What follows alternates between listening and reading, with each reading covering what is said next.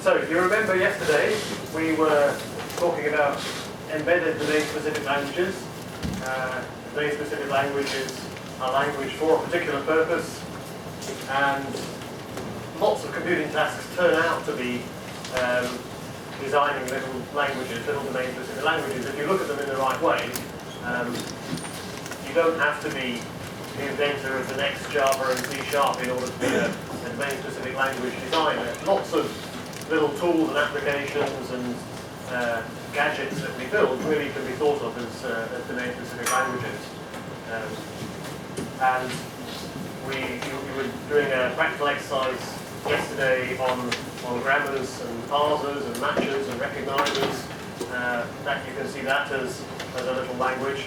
And today I'm going to show you another one in a bit more detail, a bigger one, a little language for diagrams. So if you want to design a scripting language for constructing diagrams, that's a domain-specific language too. So we were talking about embedded domain-specific languages rather than standalone ones. So that's where you have a host language, and your domain-specific language is just a collection of definitions in that host language. So it's basically a matter of just defining a library in that host language rather than building everything from scratch. So these are domain-specific languages embedded in Haskell. And we talked about two styles of embedding. There's a deep embedding and a shallow embedding. Deep embedding is where you just you declare an algebraic data type, and all that your programs do is construct terms in this algebraic data type. They're very simplistic. The terms in the program do nothing. They just sit there. And then you write separate functions to interpret, to traverse, to evaluate the terms in the abstract data type, to give you semantics for the language. So to give you, if you have a grammar, you can interpret it to make a recognizer or a matcher or a parser. So we'll do the same thing here. I'll mostly show you deep embeddings where the terms in the language just construct syntax, and then we'll have separate functions to give semantics, and the semantics will be, in some sense, to render the diagrams. But I'll point out shallow embeddings as we go, and maybe do them on the blackboard, or maybe say what's involved on the blackboard. These slides are in my Dropbox again. So the URL is there. Feel free to download them in case you want to flick back to a previous slide while I'm talking. I briefly put that file there yesterday, and if you managed to grab it yesterday before I deleted it again, you've got an old version. I missed a slide off the end of the one I put there yesterday. So if you downloaded it yesterday, download it again today. We have some practical exercises again after this lecture, which will be to fill in some of the details of what I'm showing you. Now I confess that when I gave these these lectures a year ago in summer school, they depend on a package called Diagrams by Brent Yorgi, only in a very superficial way. The way I generate my diagrams is by translating them into an SVG file and writing out the SVG file, and then you can look at the SVG file in any SVG viewer. For example, in Google Chrome, the web browser shows SVG files. And when I did this a year ago, it all worked perfectly fine, and since then I've got a new computer, and I've just tried installing diagrams, and it failed to install for me. I'm not quite sure how that's going to work for you when it comes to the practicals, I'm afraid. So we'll try and, I've just discovered that now, so I haven't had time to fix it. I think Josh is busy trying to figure out a workaround, so hopefully you'll be able to figure out something while I'm talking.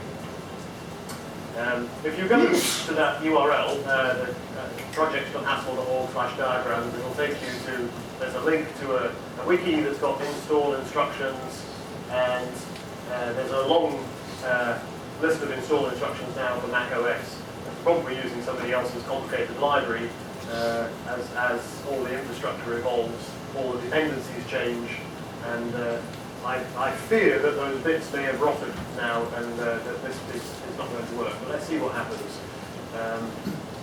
Nevertheless, if it fails to work, all that we'll have to do is comment out some bits of the file, and it'll be less fun for you, I'm afraid, because you won't be able to immediately turn the diagrams that you produce into SVG and get pictures of them. You can still do the thinking about the diagram. So the rest of the code will all work. You won't be able to produce pictures of the output. So I'll see if I can fix that the rest of this morning. But you might have to bear with me while we do that. So this language is inspired by Brent Yorgie's diagrams, ESL, but I've built it again from scratch in a much simpler one. So I only have a fraction of the features of Brent's package. But so this will let me explain what goes on inside a little diagrams language. So here's part of my diagrams language. This is a sub-language. There's a language of shapes. So my diagrams, they're going to be two-dimensional pictures.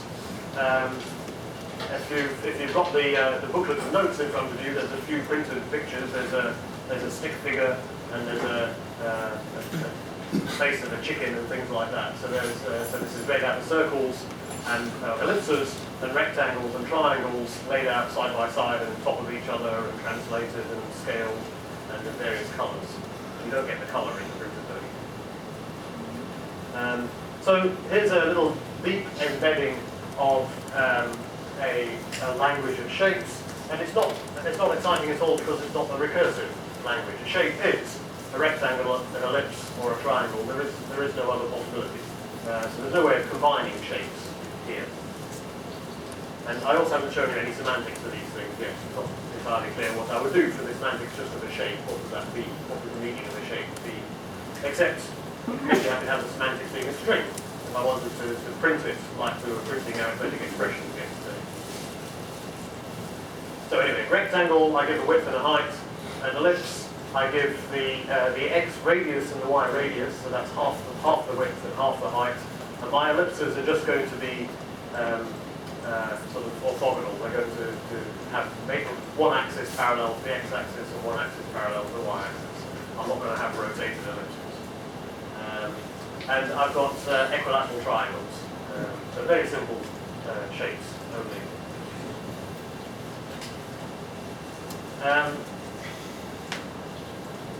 And then I'm going to have style sheets as well. So I want to draw pictures, I want them to be in different colours.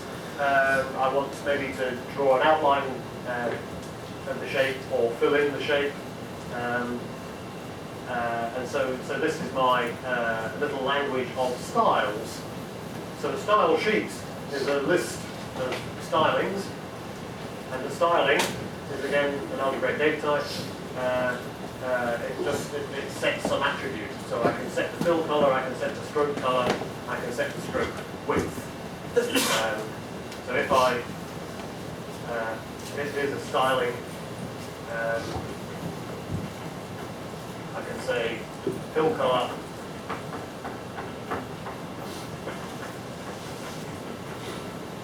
red, stroke color, black. So that's a style sheet. That's some instructions on how to draw a shape. And so the default is for these for there to be no fill color, and so these diagrams will just be the outlines of shapes. But if you set the fill color to red, then the shape will be filled in. The default is for the stroke width to be very thin and to be black. But I could set I could draw thick outlines by also saying stroke width.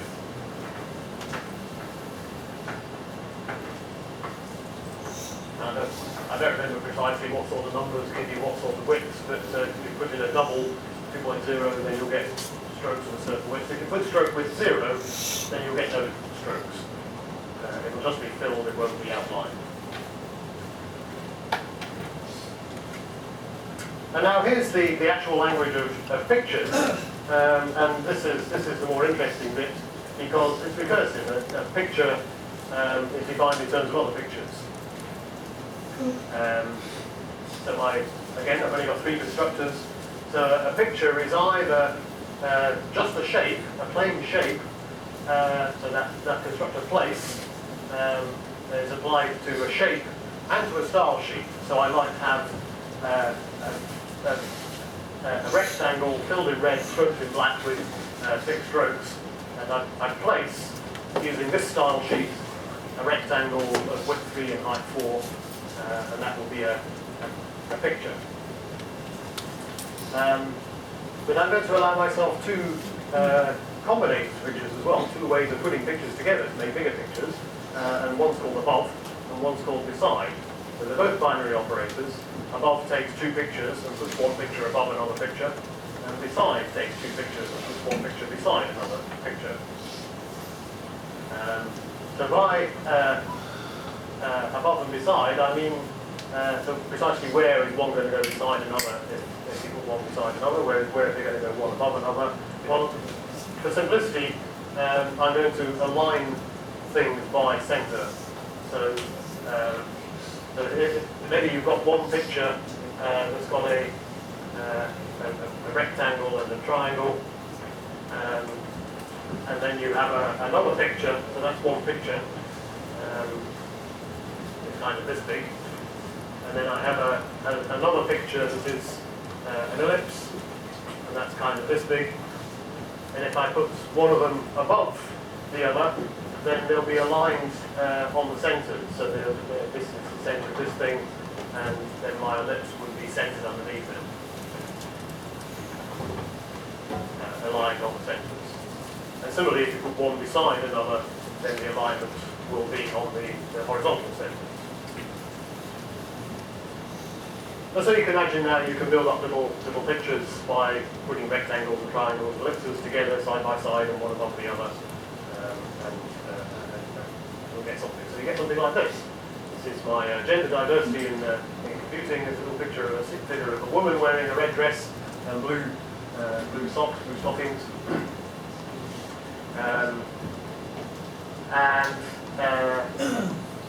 It's just an elaboration on that theme. It's a picture. This figure is a type picture, and there's some dots in there because it doesn't quite fit on the slide, but the dots are not very exciting. So what have we got? We have one basic figure, an ellipse, above. So remember in Haskell, above with the binary operator, so I could say above one picture, a second picture, but I can also make it an infix binary operator by putting it inside back quotes like that. So I can, if I've got a picture P and a picture Q, I can make one picture above another picture by writing inside kind of back quotes, single back quotes. So this turns the 2-argument function above into an infix binary operator.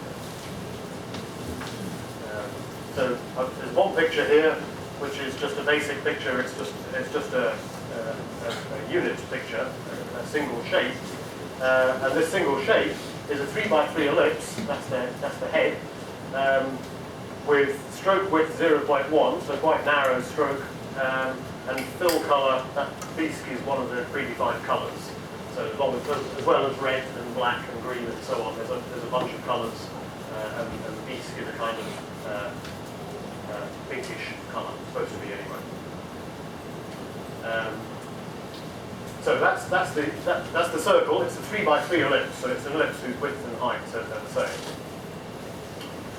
And then there's a long thin rectangle. That's the figure's arms, which is a rectangle of width 10 and height 1.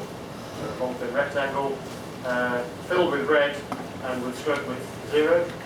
So no outline, just the fill.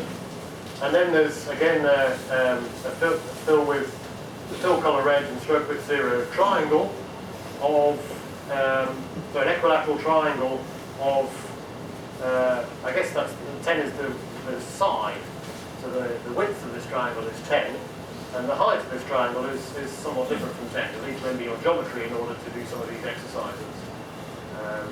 So I think if the width of the triangle, the equilateral triangle is 1, its height is root 3 over 2, or something like that. So this is the height of this triangle is 10 root 3 over 2. So that's the dress, the triangle. And then there's an interesting bit here. So that's the head above the arms, above the body, above. And note that these things are all aligned, as shown here. They're all aligned on the centers. So the circle, the center of the circle is above the center of this rectangle, is directly above the center of this rectangle, and the center of the rectangle is directly above the center of the triangle, and so on. So how do I get this leg not to be in the center? It's no good having can't see the legs. It's no good having a stick figure with 2 legs, but having to do that's not going to work. So what I've done here is that this block is one more component in the figure. So it's the head above the arms, above the body, above this bit here is the legs, the 2 blue legs and the gap in between, and then above, and again similarly, 2 blue feet and the gap in between. So how do I do 2 blue legs and a gap in between? Well, that's where I use beside for that. So I have a blue leg and then a gap and then a blue leg. So this bit here is another sub-picture. So it's this will be fill color blue, stroke width 0, a rectangle whose width is 1 and height is 5. That's this leg, and that's beside a rectangle whose width is 2 and whose height is 5. That's this white, well, this clear rectangle here. It's got stroke width 0, so there's no outline, but it's also got no fill color specified, so there's no fill either. So it's a rectangle that's not outlined, it's not filled, so it's just blank. You don't see it at all. So there's a 1x5 rectangle, a 2x5 black rectangle, and a 1x5 rectangle. That's the legs. And then there's I guess, 2x1 rectangle, and a 2x1 blank rectangle, and a 2x1 rectangle. That's the feet. Again, some dots, so it all fit on the slide. So that's my little diagrams language. And you can see this as a language. You've got place, you've got above, you've got beside, you've got rectangle, you've got fill color. So there are things you can write in this language, and there's a grammar for this language. There are right and wrong things in this language. The grammar for this language is just the algebraic data types we've given here. These are how to do shapes, these are how to do style sheets, these are how to do pictures. That's the grammar for my language. But you can also see that if you look at it from a different angle, it's not really a language, it's just a data type declaration. Well, it's just a data type, and this is a term in that data type, a value in that data type. So this is the point I want to make about domain-specific languages. You might think only very few computer scientists or programmers or software engineers should be designing languages. I think that's entirely wrong. I think most software development is about designing languages. If you think about languages in the right way, programming language design is the core of what we do. Whenever you define an application that's got a user interface and there are commands that you can make in order to interact with this application, that's a little language. You make some instructions to this application, and the instructions you can give are programs in this little language. So basically, we're all language designers. We all need to know about programming language design. It's just that there are big languages and little languages, and most of what we do is little languages. So, I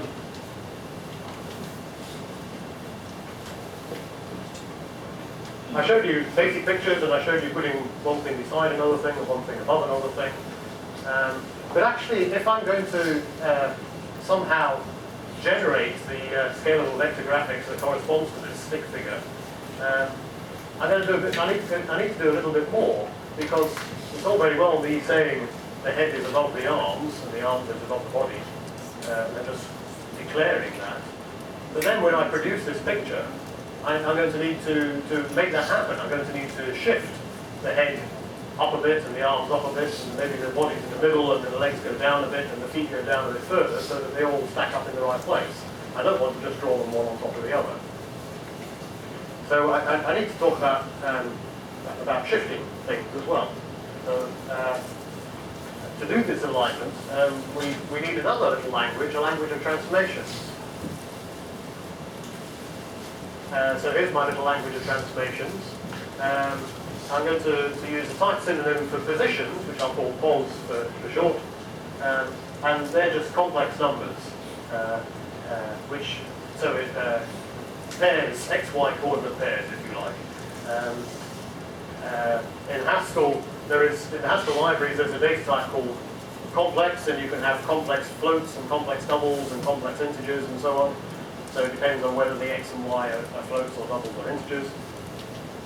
But by making them complex numbers rather than just pairs, I can do addition on them.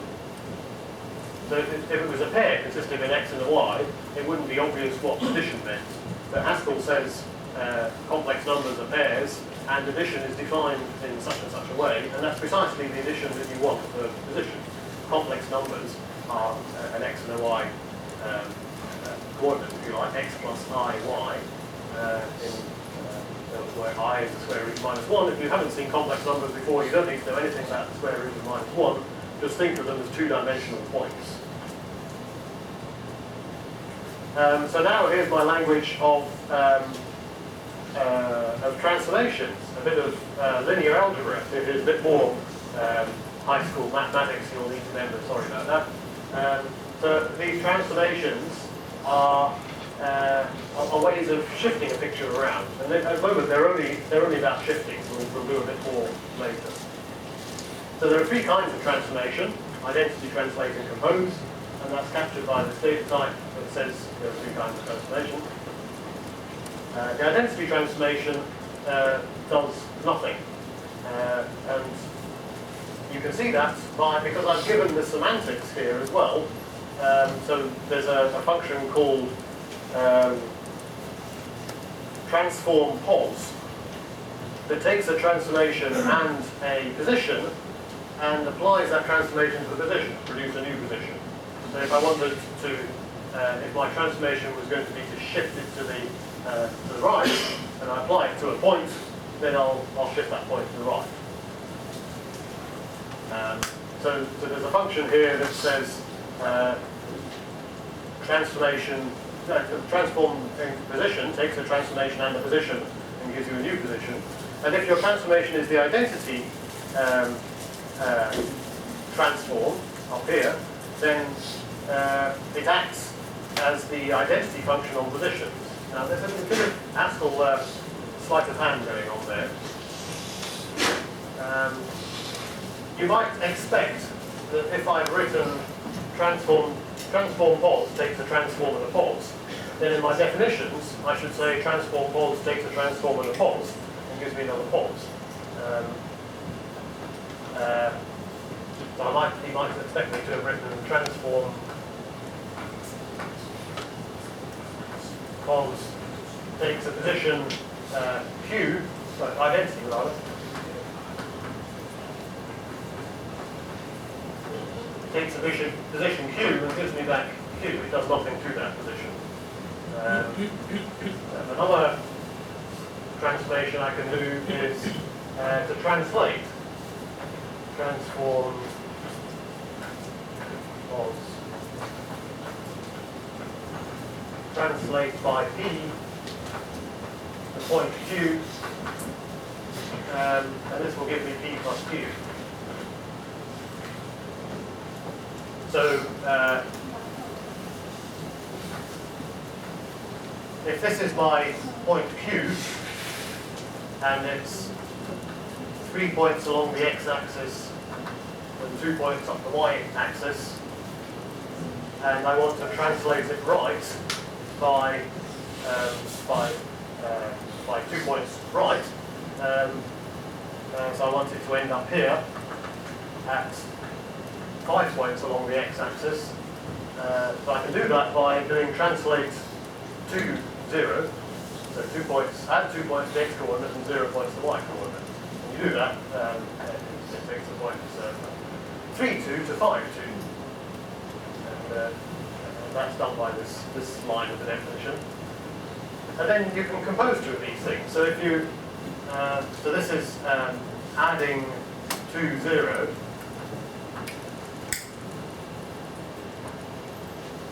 Let me get rid of the alignment.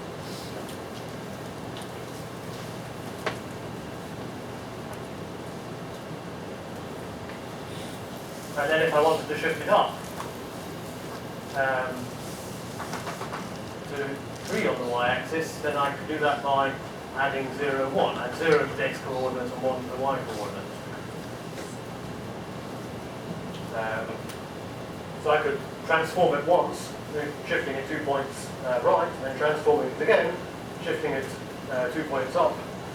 But there's also a compose constructor for transformations, and you can glue the transformations together. So I could glue those 2 transformations together.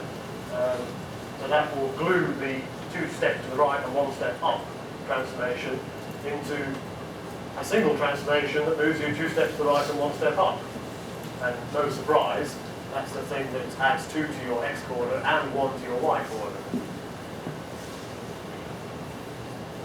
And that will be defined, you can define that transform of compose to U. The point Q is I take Q, I transform it by U, the second transformation, and then I transform it by P.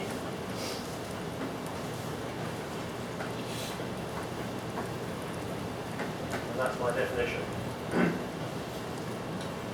So that's how to do, that's the semantics of transformations.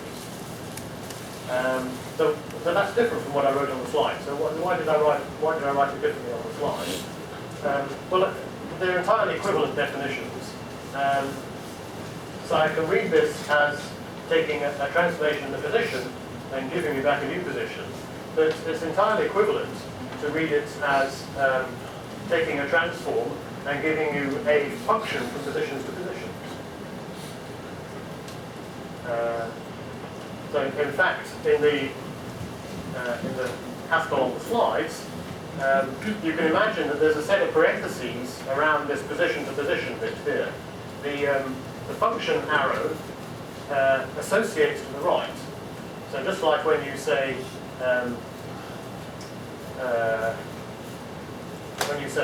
3 minus 4 minus 5, the subtraction is not associative. It makes a difference whether you think 3 minus 4 minus 5 or 3 minus 4 minus 5. Those two values are different. And we have a convention for subtraction that and subtraction associates to the left. So when we write 3 minus 4 minus 5 without parentheses, we mean 3 minus 4, which is minus 1, minus 5, so you get minus 6 overall. That's what we mean. The subtraction, we say, associates to the left. Here, the function arrow associates to the right. The convention is the function arrow associates to the right. So if I leave out the parentheses, it's as if it's the same as putting them in around the right-hand one there. So this is saying, this is entirely equivalent to writing transform, false data transform, and gives me a function. It gives me a false-to-false function.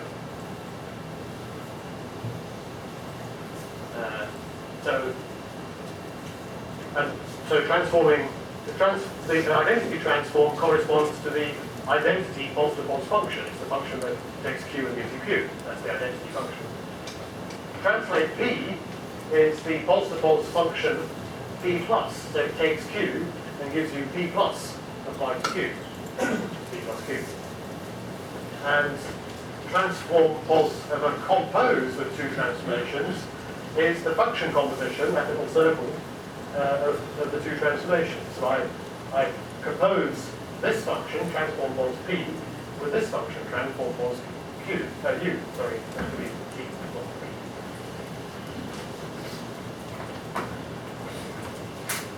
I compose this function, transform pos T, with that function, transform pos U, to make the composition of those two functions. And what's the composition of two functions? It's the function when applied to an argument, does the second one, and then does the first one. That's the definition of composition.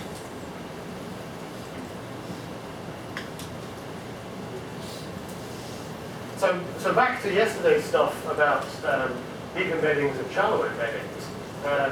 The language at the top of that slide is a deeply embedded domain-specific language of simple transformations. It's a data type.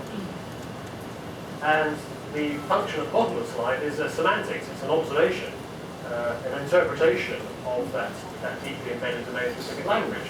It's interpreting each of the terms as a pos-to-pos function. So the semantics of these transformations is pos-to-pos functions, transformations from positions to positions.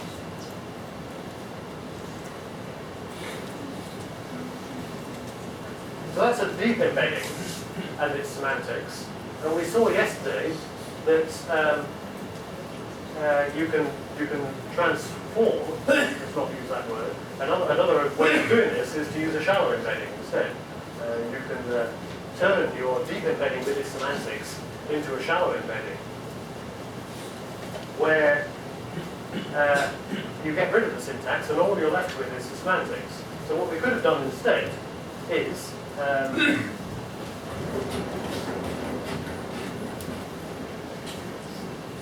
we could have said, instead of declaring this new data type transformations and then separately giving it semantics, we could just say,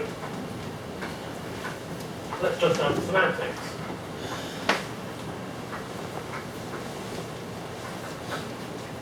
And the semantic domain is pos-to-pos functions.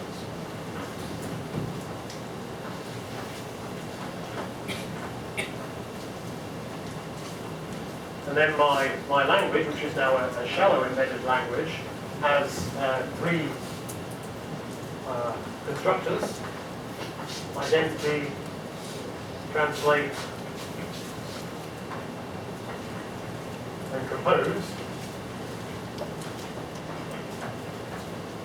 But now I'm defining them as functions, so I need to give them a lowercase initial letter. That's just Haskell syntactic conventions for you.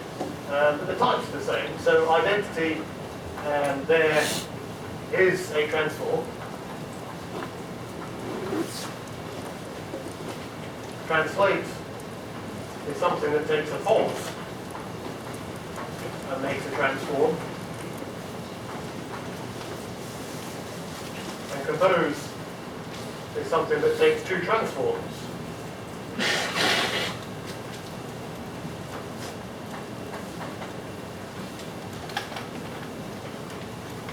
Makes a transform.